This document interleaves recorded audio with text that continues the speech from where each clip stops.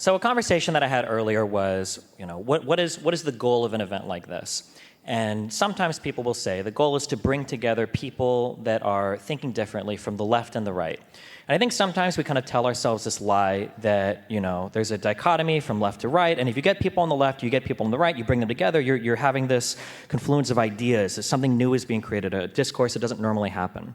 But I think that sometimes we try to group things together like this, and it's not really as it seems. I think especially for an event like this, and I think for a lot of political discourse today, what you really have is you have this idea of establishment, of a person that largely trusts experts, academia, institutions, and then you have this idea of the anti-establishment, the person that trusts the Joe Rogans or the preprints or the Twitter accounts that have the funniest tweets.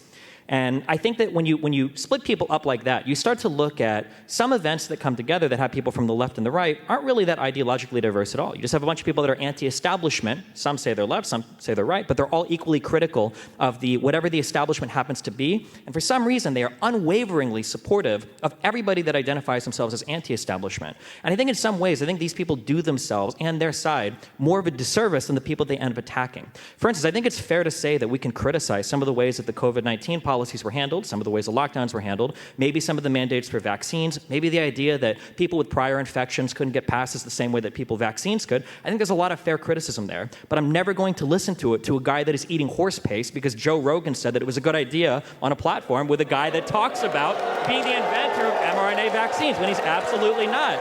I'm sorry, but it is absolutely true.